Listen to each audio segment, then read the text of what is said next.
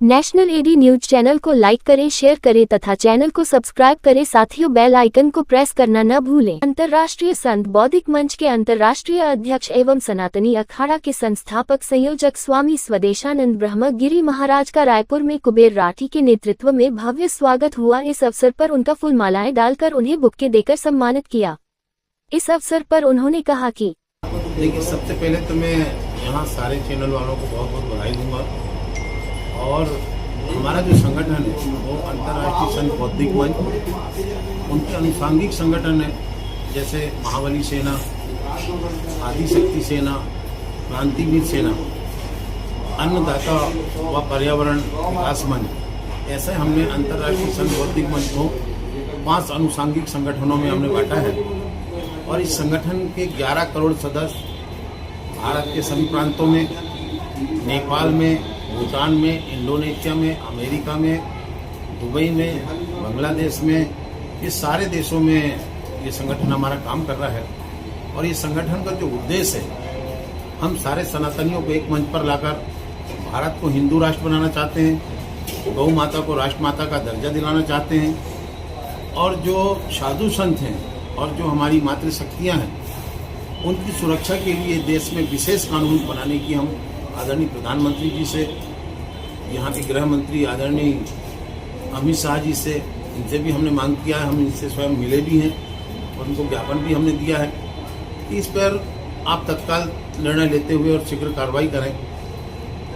इसी के साथ हम 11 सूत्री मांगों को लेकर भी हम पूरे देश में भ्रमण कर रहे हैं। जैसा कि विगत कई वर्षों से कांग्रेस के कार्यकाल के समय से ही मंदिरों से जो टैक्स वसूल किया जाता है, उस टैक्स को सनातन बच्चों की शिक्षा पे खर्च नहीं किया जा रहा है। वो मदरसा पे खर्च किया जाता है, चर्च पे खर्च किया जाता है। जो मंदिरों में जो पैसा आ रहा है वो सारे सनातनियों का पैसा रहता है, सारे हिंदू भाइयों का पैसा रहता है। तो हमने मांग भी किया कि जो हमारे साधु संत हैं उनको प्रति माह 25,000 रुपये मानदेय के रूप में दिया जाए। और जो हमारे साधु संत हैं और जो सनातनी हैं, जो मंदिरों में पूजा पाठ करते हैं, ऐसे हमारे जो पुजारी हैं उनको यात्रा, तीर्थ यात्रा में आने जाने के लिए फ्री यात्रा पास दिया जाए। ऐसे 11 सूत्री मांगों को लेकर हम पूरे देश में भ्रमण कर रहे हैं। और यदि जैसा आपको मालूम है, आज जो हमारे देश में 2 संत हैं संसद में, हम कम से कम 200 संतों को संसद तक पहुंचाना चाहते हैं। 29 में हमारे 200 संत जाएंगे संसद में और हम देश की संसद को संत संसद की स्थापना हम करेंगे। और जब देश में संत संसद की स्थापना होगी तो हमारा जो भारत है वो फिर से अखंड भारत कहलाएगा। क्योंकि हम नेपाल को भी हिंदू राष्ट्र की मांग कर रहे हैं और हम गौ माता को राष्ट्र माता का दर्जा दिलाने की मांग कर रहे हैं। मैंने इसके पहले भी कहा था इसी छत्तीसगढ़ की भूमि में कि 2026 में नेपाल हिंदू राष्ट्र बन जाएगा और 2027 में आदरणीय मोदी जी के कार्यकाल, मोदी जी के रहते हुए ही हमारा जो भारत है ये हिंदू राष्ट्र बन जाएगा और यहाँ गौ माता को राष्ट्र माता का दर्जा दे दिया जाएगा। हमारे संगठन का मेन उद्देश्य है कि हम पूरे देश और विदेश में घूमकर 25 करोड़ सदस्य बनाने का हमारा लक्ष्य है। अभी हमारे 11 करोड़ सदस्य काम कर रहे हैं। हम बहुत जल्द 25 करोड़ सदस्य बनाकर और हमारे संतों को संसद तक पहुंचाना चाहते हैं और वहां संत संसद की स्थापना करना चाहते हैं। क्योंकि आज का जो समय है, हम और आप सब देख रहे हैं कि जो गैर हिंदू हैं उनका जो अत्याचार बढ़ रहा है। यदि ऐसे ही अत्याचार रहा तो वो दिन दूर नहीं, जब विधायक भी उनका होगा, सांसद भी उनका होगा, मंत्री भी उनका होगा और प्रधानमंत्री भी उनका होगा।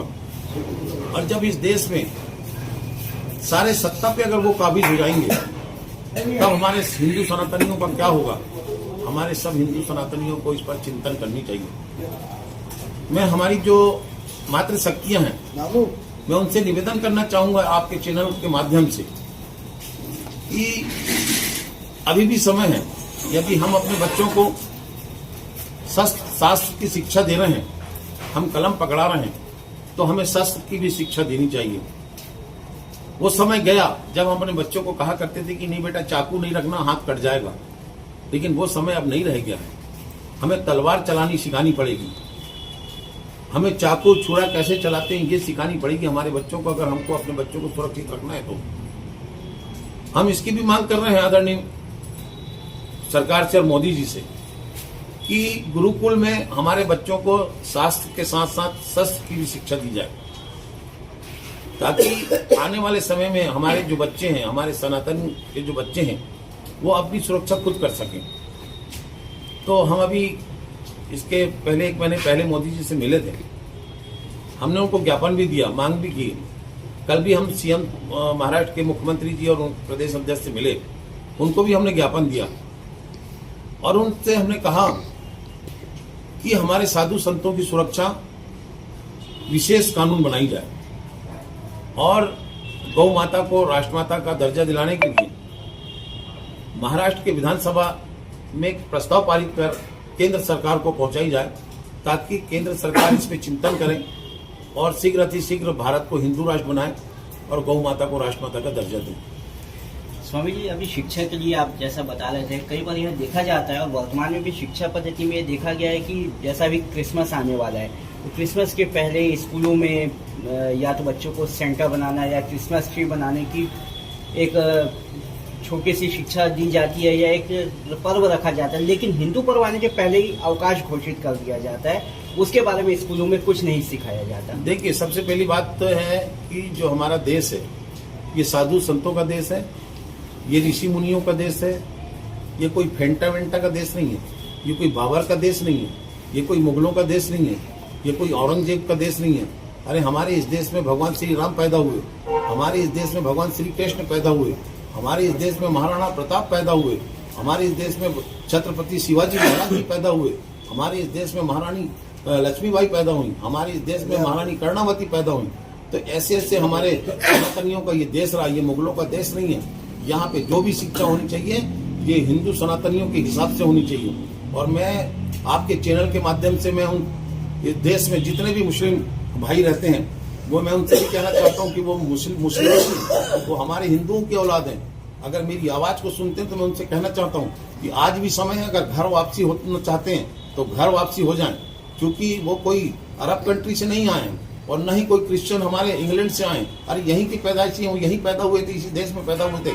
लेकिन मुगलों के समय में बाबर ने मार मार के हमारे हिंदू भाइयों को मुसलमान बनाए। अंग्रेजों के समय में हमारे हिंदू भाइयों को मार मार कर क्रिश्चियन बनाया गया। तो मैं उनसे कहता हूं कि घर वापस हो जाइए, हम उनको सुरक्षा की गारंटी देते हैं। अगर वो घर वापसी होकर सनातन धर्म अपना रहे हैं और जनेऊ धारण कर रहे हैं तो मैं उनको वचन देता हूं कि जहां उनका पसीना बहेगा हम अपना खून बहाएंगे। लेकिन अभी भी समय है कि वो अपना घर वापसी हो जाएं और हिंदू बन जाएं। और यदि इस देश में रहना है तो ठीक से रहें, और अगर ठीक से नहीं रहेंगे तो हम ठीक कर देंगे। हमको ठीक करना भी आता है, इस देश को ठीक करना भी आता है। इस देश के महापुरुषों ने अच्छे अच्छों को ठीक किया है, ये पूरा इतिहास जानता है। और मैं कहना चाहता हूं हमारे साथ जो हमारी आज बहनें यहाँ पर बैठी हुई हैं, उन्होंने बहुत अच्छा स्वागत किया। और हमारे साथ हमारे जो यहाँ पर हैं सर्वधर्म संकट मोचन हनुमान मंदिर के जो संचालक हैं, जिनके माध्यम से यहाँ पर भंडारे का कार्यक्रम किया जाता है, ये बहुत ही सराहनीय काम है। हमारे जो कुबेर राठी जी हैं, राजकुमार राठी जी हैं, जानकी प्रसाद गुप्ता जी हैं, संतोष गुप्ता जी हैं, और भी यहाँ पे जो भी हमारे राजकुमार गुप्ता जी हैं, ऐसे सारे यहाँ के जो पदाधिकारी हैं, मैं उनको हृदय से बहुत बहुत बधाई दूंगा और उन्हें आशीर्वाद दूंगा कि ऐसे ही काम करते रहें ताकि हमारा सनातन फलता फूलता रहे। और महेंद्र सिंघानिया जी भी हैं और हमारे साथ अंतर्राष्ट्रीय संत बौद्धिक मंच और अन्नदाता व पर्यावरण मंच के अंतर्राष्ट्रीय अध्यक्ष हमारे राजकुमार शर्मा जी हैं।